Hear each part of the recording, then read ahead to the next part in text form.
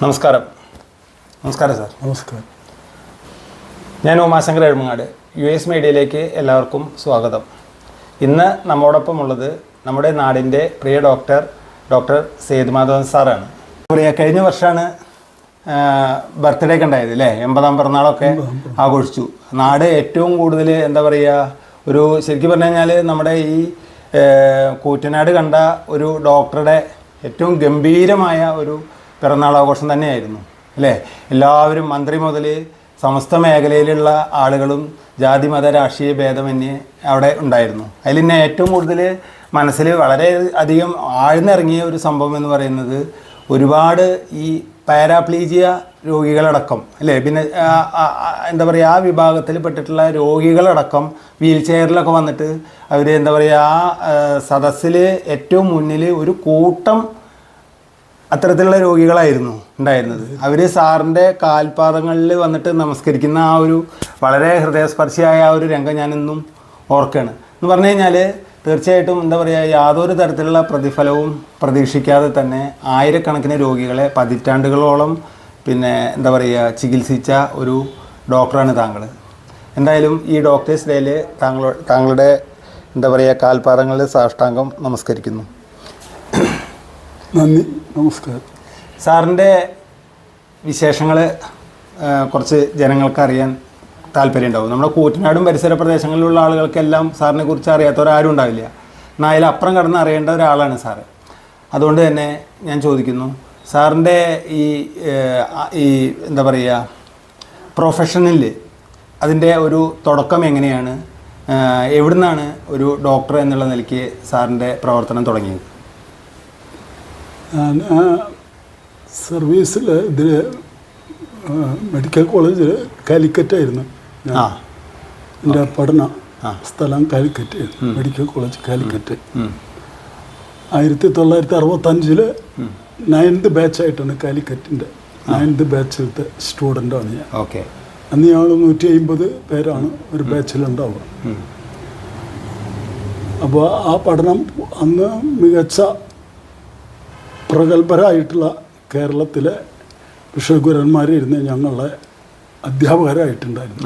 Doctor CK Ramendran, doctor CBC Warrier, doctor Sahadevan, doctor GK Warrier, പിന്നെ VJ Nair, സർജറിയിൽ പ്രഗത്ഭൻ VJ നായർ, മാത്യു ഫിലിപ്പ് സാറ്, പിന്നെ യൂറോളജിയിൽ റോയ് ചാളി, അങ്ങനെയുള്ള പ്രസിദ്ധന്മാരായിട്ടുള്ള പല ആൾക്കാരുടെയും കീഴിലാണ് വാസ്തവത്തിൽ ഈ പഠനം പൂർത്തിയാക്കിയിട്ട് 1971-72 കാലഘട്ടത്തിൽ ഞാൻ ഇറങ്ങിയത്.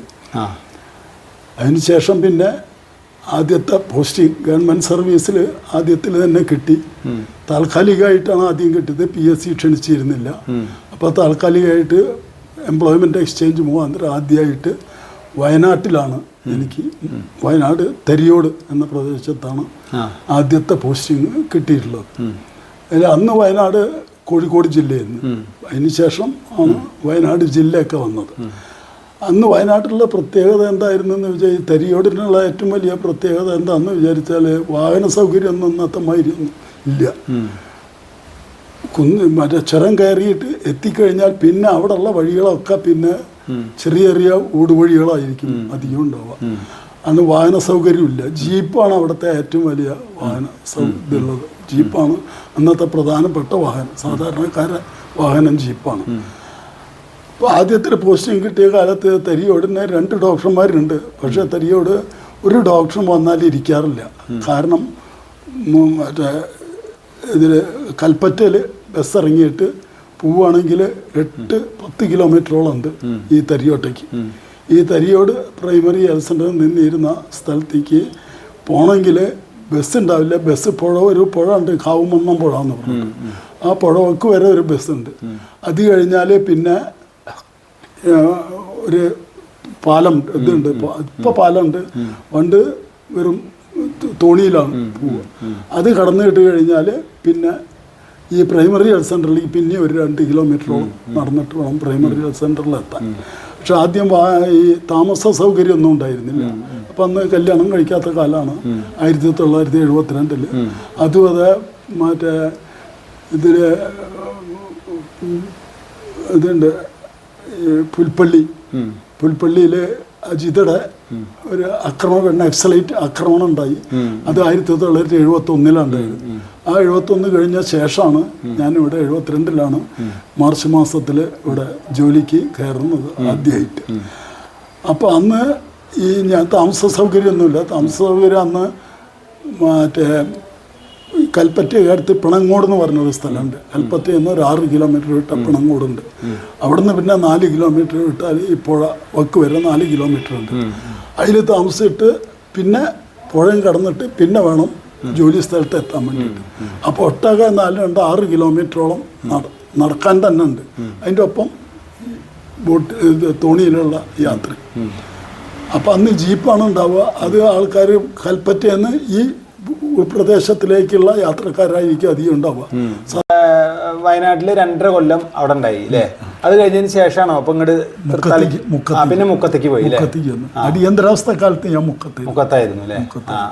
അപ്പൊ അവിടുത്തെ ഒരു എക്സ്പീരിയൻസ് എന്താ ചുരുക്കി പറയുകയാണെങ്കിൽ? മുക്കത്തും അതെ എന്താ വെച്ചാൽ അവിടെ 2 ഡോക്ടർമാരുണ്ടായിരുന്നു സ്ഥിരമായിട്ട്. നല്ല പ്രദേശമാണ്. അന്ന് മുതൽ റോഡൊക്കെ ഉണ്ട്. റോഡിൻ്റെ വക്കിൽ തന്നെ, റോഡിൻ്റെ അടുത്ത് തന്നെയാണ് പ്രൈമറി ഹെൽത്ത് സെൻ്റർ ഉണ്ടായിരുന്നത്. കുറച്ച് സൗകര്യങ്ങളൊക്കെ ഉണ്ട്. കാലിക്കറ്റിലേക്ക് 12 കിലോമീറ്റർ ഉണ്ടായി. ഈ പിന്നെ അതിന് ശേഷം മുക്കത്തുനിന്ന് പിന്നെ വന്നത് തൃത്താലയ്ക്ക് അല്ലേ?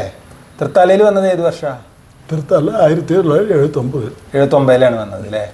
തൃത്താലയിൽ വന്നതിന് ശേഷം ഈ പറഞ്ഞ മാതിരി തന്നെ ഇവിടെയും പ്രസവം എടുക്കേണ്ട ഒരു ഇത് വന്നിട്ടുണ്ട് അല്ലേ? അതെ, ഉണ്ട്.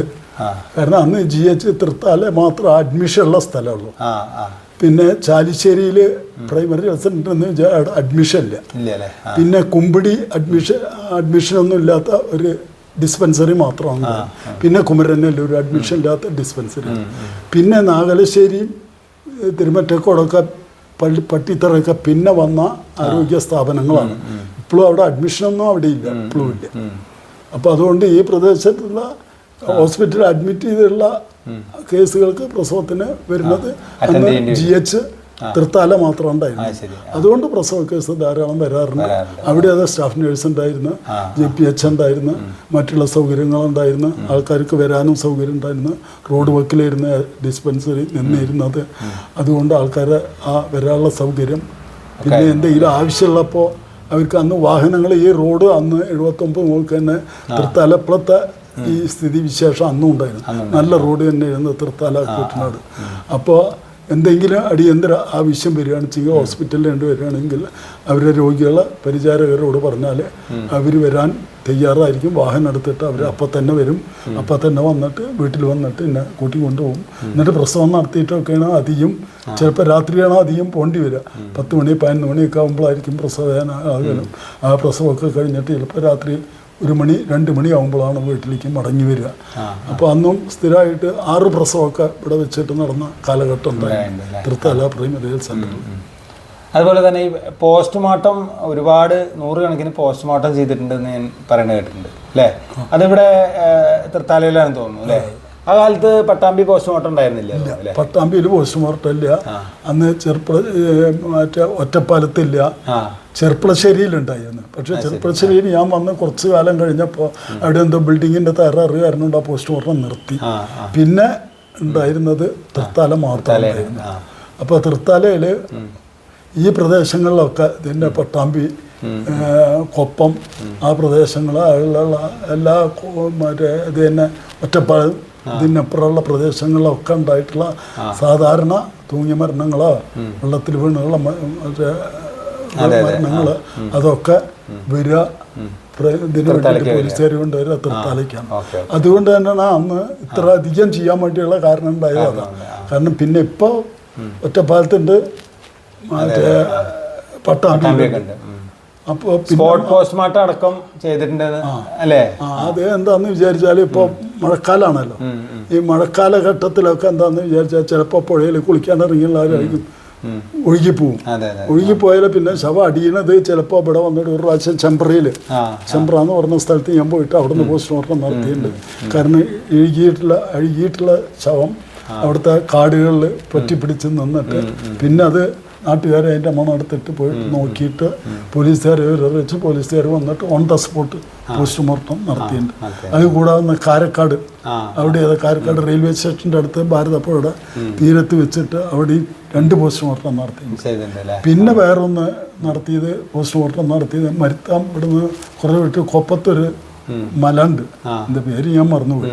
ആ മലയുടെ അതിൽ ഒരു പ്രാവശ്യം മറ്റേ ഈ കന്നുകാലികളെ അയക്കാൻ വേണ്ടിയിരുന്ന നാട്ടിലിരുന്ന ദുർഗന്ധം വമിക്കുന്നുമുണ്ട്. കുറേ ഒരു തല ഉടലുകളൊക്കെ വേറിട്ടിട്ട് ഇങ്ങനെ കിടക്കണം. ഇത് കണ്ടിട്ട് പോലീസുകാർ വിവരം കൊടുത്തിട്ട് വന്നു. അപ്പം എന്നിട്ട് പോയി പോലീസുകാർ വന്ന് അവിടെ പോയി പോസ്റ്റ്മോർട്ടം നടത്താൻ വേണ്ടിയിട്ട് പോയപ്പോൾ 2 ശവശരീരമാണ്, ഒരു സ്ത്രീയും ഒരു പുരുഷനും. കമിതാക്കളായിരുന്നു. അവർ വീട്ടുകാർ സമ്മതിക്കാഞ്ഞിട്ട് അതിൽ വെച്ചിട്ട് വിഷം കഴിച്ചിട്ട് അവർ ആ മലയിൽ വെച്ചിട്ട് ആത്മഹത്യ ചെയ്തു. അങ്ങനെ ഈ 4 പോസ്റ്റ്മോർട്ടം കാര്യമായിട്ട് ഓൺ ദ സ്പോട്ട് പോസ്റ്റ്മോർട്ടം നടത്തിയിട്ടുണ്ട്. 100-200 ഇടയിൽ പോസ്റ്റ്മോർട്ടം ഒട്ടാകെ നടത്തി. ഒരു ദിവസം 2-3 എണ്ണമൊക്കെ നടത്തിയുള്ള ദിവസങ്ങൾ. അന്ന് ബസ് ആക്സിഡന്റ് അവന്മാരൊക്കെ വന്നാൽ ഒക്കെ വരിക, ബസ് ആക്സിഡന്റ് മരിച്ചിട്ടുള്ളതൊക്കെ വരിക തൃത്താലയിൽ തന്നെയാണ്. പിന്നെ പണ്ട് പറഞ്ഞു കേട്ടുകയാണ് നെടുങ്ങാടി വൈദ്യമഠത്തിലേക്ക് ഈ മറ്റേ നെടുങ്ങാടി ബാങ്കിൻ്റെ പിന്നെ ഓണർ തന്നെ ആയിട്ടുള്ള നെടുങ്ങാടി പണ്ടത്തെ ബാലകൃഷ്ണനാരുടെ ബന്ധുക്കളാണ്. അവരിവിടെ ഒഴുക്കിൽ വെച്ചിട്ടാണ് ഈ ഓൺ ദ വേ ഈ മേഴത്തൂരിൻ്റെയും മറ്റേ തൃത്താലടി ഇടയിൽ വെച്ചിട്ടുള്ള പ്രദേശത്ത് വെച്ചിട്ടാണ് അവർ കാർ ആക്സിഡൻ്റ് ആയിട്ട് മരിച്ചത്. അപ്പോൾ ആ ഡ്രൈവർ ഇവിടെ വെച്ചിട്ട് മരിച്ച്, പിന്നെ മറ്റൊരു മരിച്ചത് തൃശ്ശൂർ കൊണ്ടുപോയിട്ട് അവിടെ നിന്നാണ് മരിച്ചത്. അപ്പോൾ ഡ്രൈവറെ പോസ്റ്റ്മോർട്ടം ചെയ്തത് ഇവിടെ വെച്ചിട്ട്. അങ്ങനെ ആക്സിഡൻറ്റുകളൊക്കെ ഇവിടെ വെച്ചിട്ട് ചെയ്യും. പിന്നെ മുമ്പത്തെ മാതിരി അത്ര ഒരു വലിയൊരു ഗുണം വന്ന് കിട്ടിയത് എന്താണെന്ന് വിചാരിച്ചാൽ ഇപ്പോഴാണ് എല്ലാ ആൾക്കാർക്ക് ഒരാളും മരിച്ചു കഴിഞ്ഞാലും തൂങ്ങി മരിച്ചാലും വെള്ളത്തിൽ വീണാലും എല്ലാം ഒരു സംശയമായി. ഇതിന് വേറെ വല്ല തകരാറുകളും മറ്റുള്ളവരുടെ വല്ല ഇതുണ്ടായിട്ടുണ്ടോ എന്നുള്ള ഒരു സംശയം. ആ സംശയം തീർക്കാൻ വേണ്ടിയിട്ട് ഇപ്പം അധിക പോസ്റ്റ്മോർട്ടം അങ്ങനെയുള്ളത് പോലീസുകാർ നേരിട്ടിട്ട് മറ്റേ സർജൻ ഉള്ള ദിക്കിലേക്ക് പോകും. പോസ്റ്റ്മോർട്ടത്തിൻ്റെ സർജൻ തന്നെ അവര് ഇതിലേക്ക് പോവുക, മെഡിക്കൽ കോളേജിലേക്ക് പോകും. ഓക്കെ, അതാണ് ആ ഒരു. ഈ തൃത്താല ഹോസ്പിറ്റലിൽ എത്ര കാലം വർക്ക് ചെയ്തു?